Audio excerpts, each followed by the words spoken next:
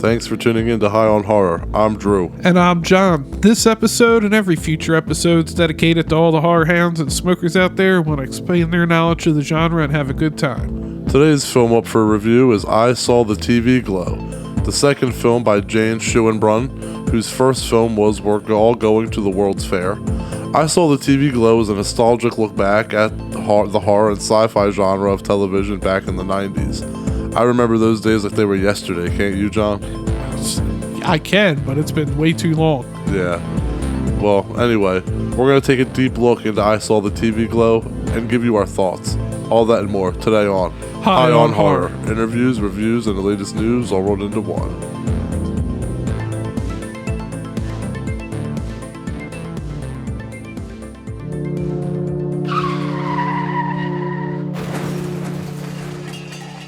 As per usual, we're going to start off today's episode by smoking and, getting in the mood and setting the tone, so to speak, and talking about current events. If you heard that choo-choo and you're a regular of this show, you know what that means. You know what time it is. It's time for Strain Wreck, the segment of our show where we discuss what strain we're getting wrecked on. So this week, it's a brand, company's called Strain, S-T-R-A-N-E, but I got us some coffin flop. Coffin flop, which okay. There is maybe not a coffin, but a grave in this movie, so there's your connection. Coffin flop, interesting. Coffin flop. Couldn't find anything on Leafly. It's from Grow West website.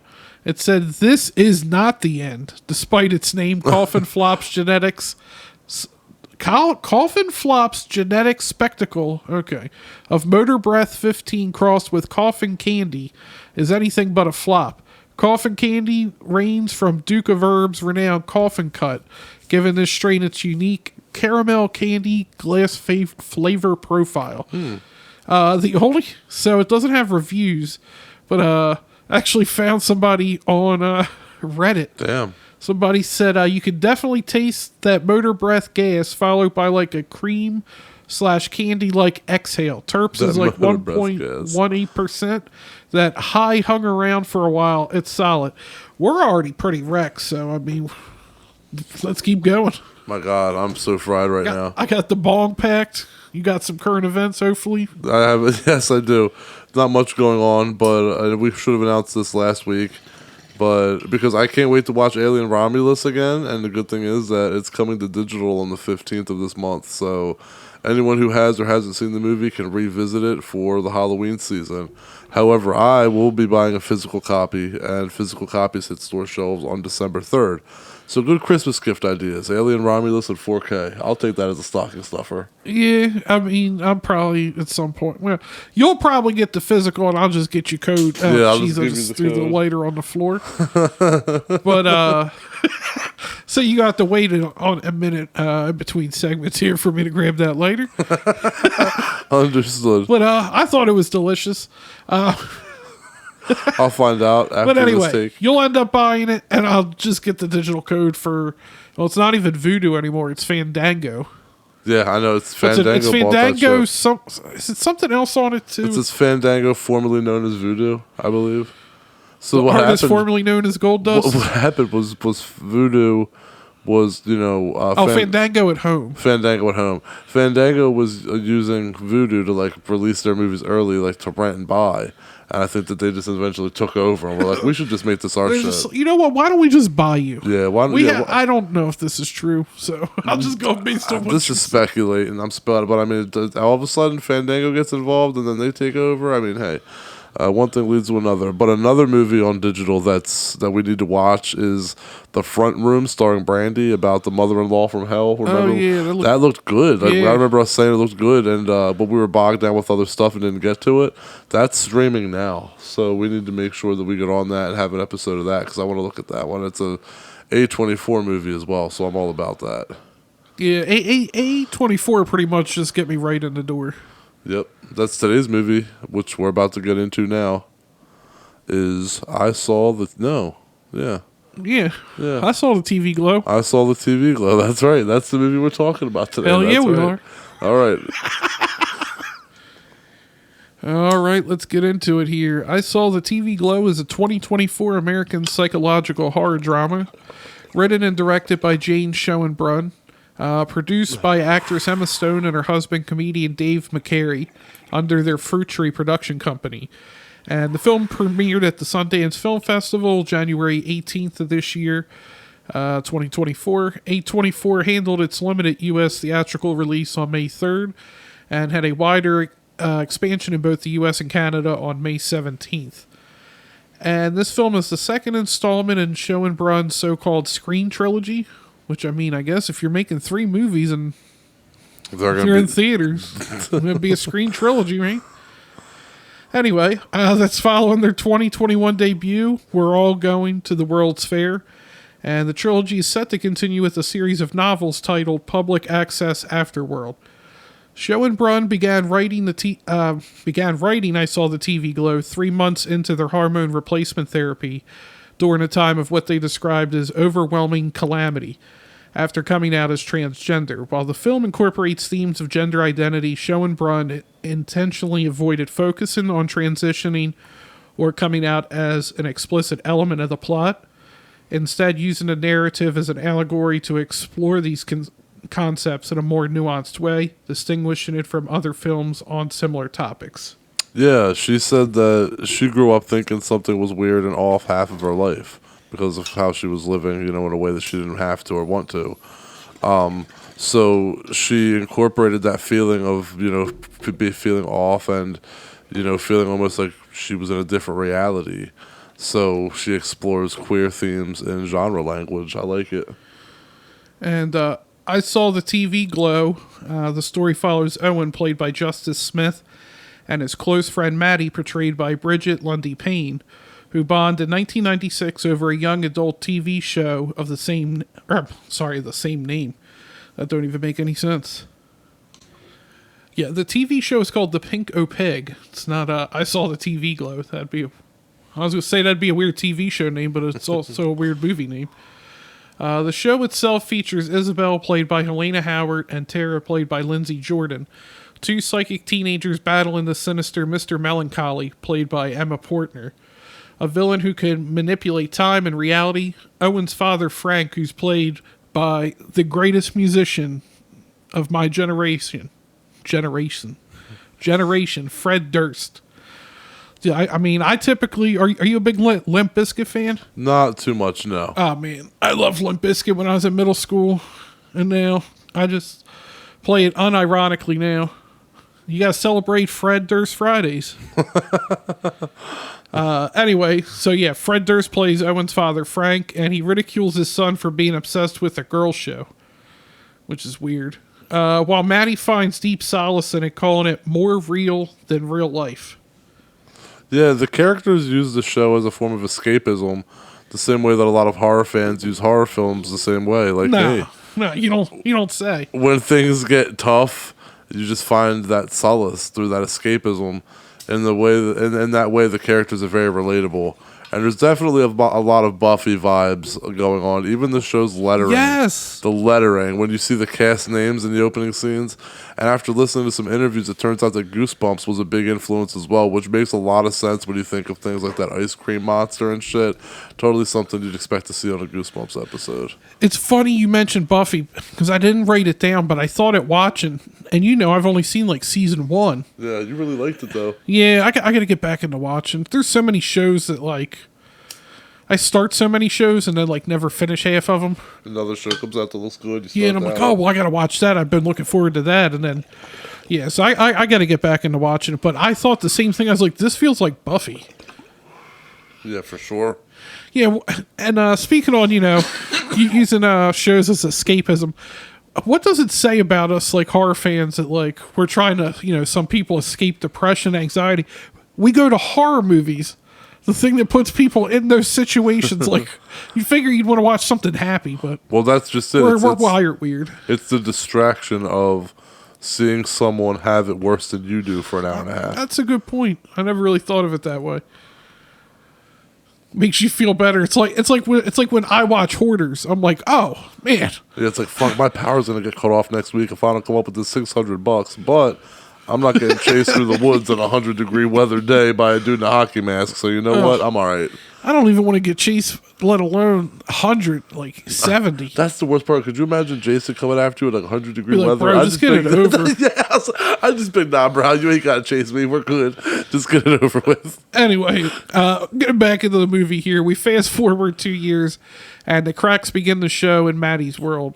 While watching I Saw the TV Glow, Owen notices Maddie crying.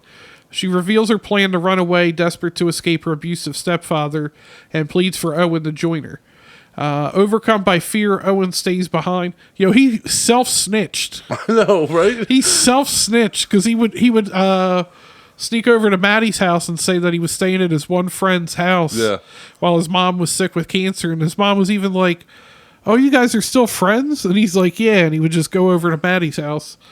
Just had to be out before her stepdad got home. But yeah, so he's all scared. He goes and self-snitches to a neighbor. Well, actually, to the friend's house he was supposedly staying at. And literally told her, "You need to tell my dad to ground me." Soon after, tragedy strikes. Owen's mother, Brenda, played by Danielle Detweiler, dies from cancer. Maddie vanishes, and I Saw the TV Glow is abruptly canceled after 5 seasons. By 2006, Owen's life is stagnant. He's still living with Frank and working a dead-end job at a local movie theater managed by his boss, Dave, played by Connor O'Malley.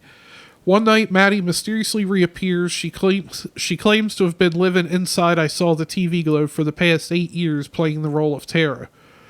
When she first showed up, I didn't think it was real. Did you? I did, but I was like, I didn't trust her.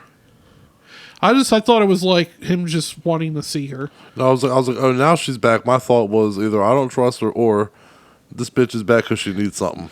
Because, and I also was just like, this grocery store seems too empty. Mm-hmm.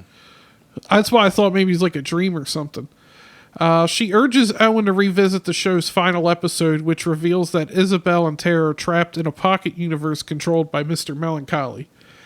Maddie insists that Owen has been living as a parallel version of the character Isabel. Panicked after finishing the episode, Owen smashes his head through the TV, but Frank pulls him back. I want to know how he lived through that one. Right. Fred Durst is coming in to see this kid's head through a TV. Through a TV, dude. I don't know. Yeah, that was some weird shit. I mean, Stu Macher didn't live. Although, or did he? What? Or did he? I mean, he says he did. Later, Maddie confesses the truth about her disappearance. After running away, she felt empty and out of place. In a desperate attempt to wake up, she paid someone to bury her alive. I mean, I feel like there's some other steps before you get to like... I just want to feel alive. Could you bury me? Yeah. Leading to her surreal rebirth within the world of I Saw the TV Glow as Tara. She now begs Owen to do the same, suggesting it's the only way to unlock Season 6 of the show. Damn, that's some expensive DLC. Right. Terrified, right. Owen flees, never to see Maddie again, but her unsettling claim leaves a lasting imprint on him. After Frank's death in 2010, Owen's life worsens. Transferred to a family entertainment center, he rewatches I Saw the TV Glow on a streaming service, but finds it hollow and childish, far removed from the vivid memory he once cherished. Then we go to 2026, and Owen's mental state unravels as his asthma and depression worsen. That bathroom scene was fucking crazy. Yeah, it was. He was at a birthday party, and he has a breakdown screaming for help and proclaiming he's dying. Yeah. Only for his pleas to fall on deaf ears. Correct. In a fit of desperation, he locks himself in the bathroom and cuts open his chest, revealing a glowing TV static inside. That was some video drum shit. Yeah, that was some video drum shit for sure. Haunting connection to the show that consumed his life, he returns to work, offering timid apologies for his outburst. Dude, like, his ribs looked all weird and shit. Yeah, it was like he got in a really bad shape by the end of the movie. He didn't age well. He did not. I mean, he's depressed and anxious all the time. Probably don't help. So I don't have too much to say on this one. There was a lot that I liked about this movie. I think you and I are going to say a lot of the same things.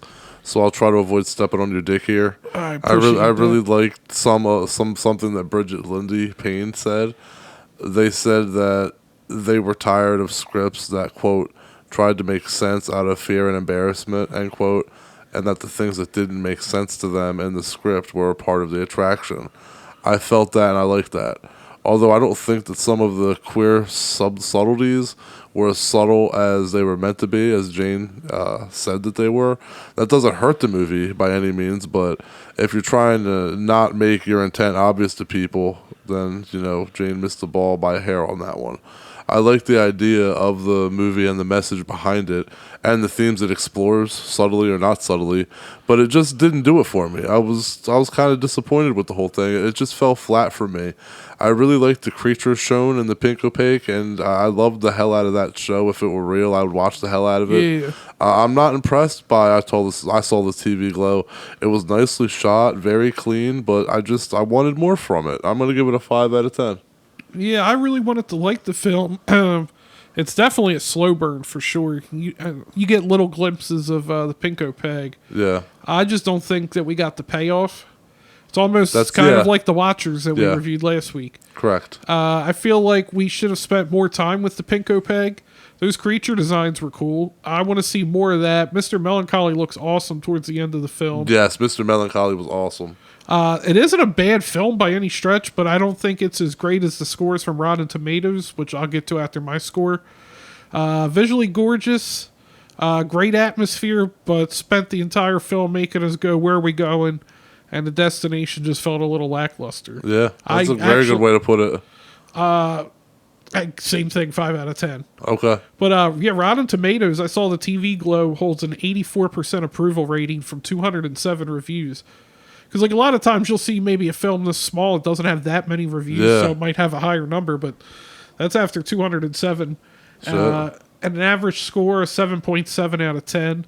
The critical consensus praised the film's distinctive visual aesthetic, which, it looks amazing. Agreed. An emotionally powerful story solidifying Jane Schoenbrun's reputation as a rising talent in filmmaking. On Metacritic, the film boasts a weighted average of 86 out of 100 based on 48 reviews, which signifies universal acclaim. I didn't think it was that good. It had the potential. I think it looked that good. I love the idea of a 90s nostalgic movie and the colors, the bright colors, and like I said, the Buffy style TV show. Like I said in my review, the ideas were there. It was the execution. The other stuff I thought some of the creatures kind of looked like. Mr. Melancholy kind of looked like his own thing, but just the rest of the stuff on the Pink Opaque. I also thought of Are You Afraid of the Dark? Oh yeah, I thought it definitely looked like that a bit. Yeah. I don't know. 2 weeks in a row, I just feel like we've had a movie that had a great build up and then just kind of 2 movies with strong promise that just didn't do it. Yeah, so.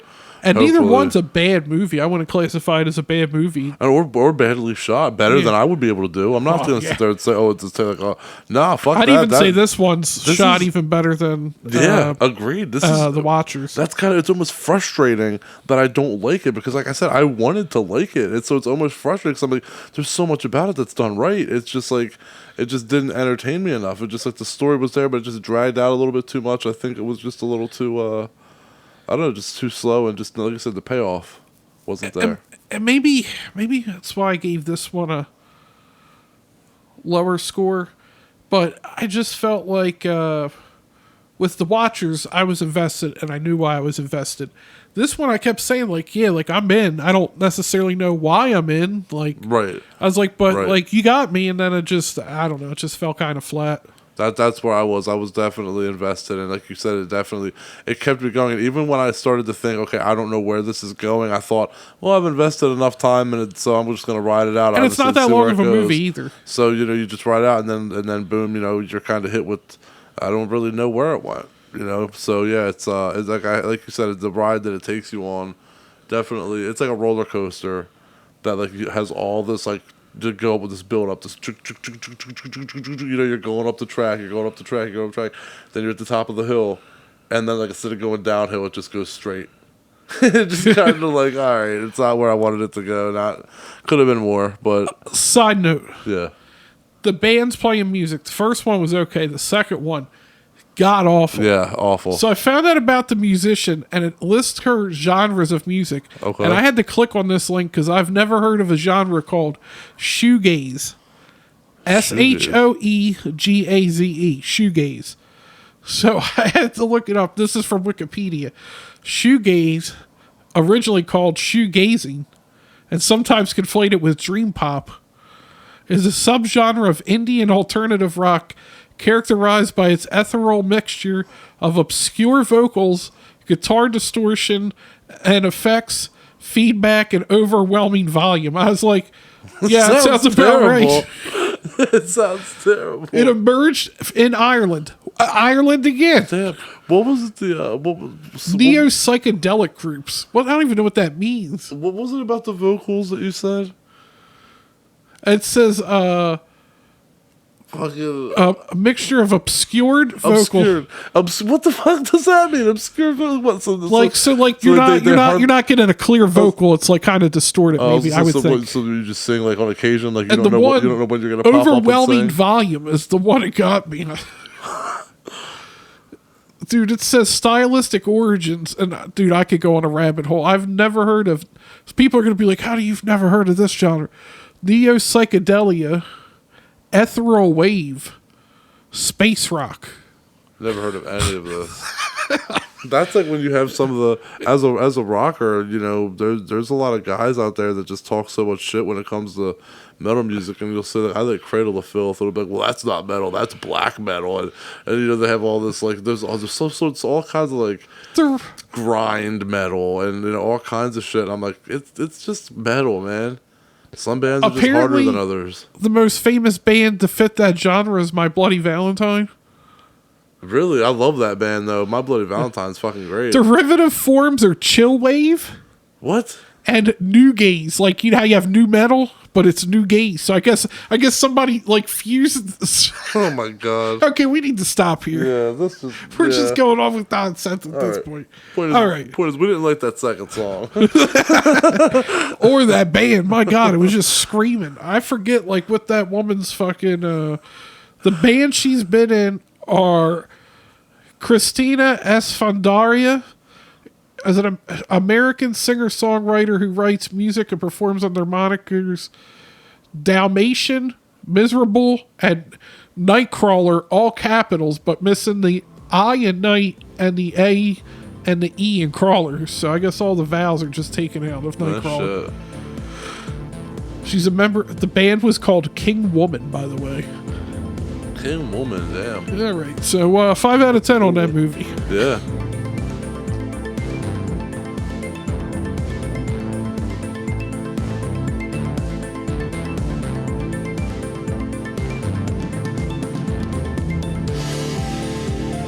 Thanks to all the horror hounds and smokers out there for tuning in. If you're like us and you're against shoegaze, make sure to like and subscribe. And tune in next week. We're going to do Apartment 7A. Maybe even B, if you're lucky. One of Rosemary's Baby. Maybe even B, if we're lucky. I'm catching your jokes tonight. All right. High on Horror 420, Facebook, Instagram, Twitter, or I guess X now, YouTube's. Send us an email, highonhorror420@gmail.com. Check out our website, highonhorror.com. And that'll about wrap her up. Catch you later. See y'all next week.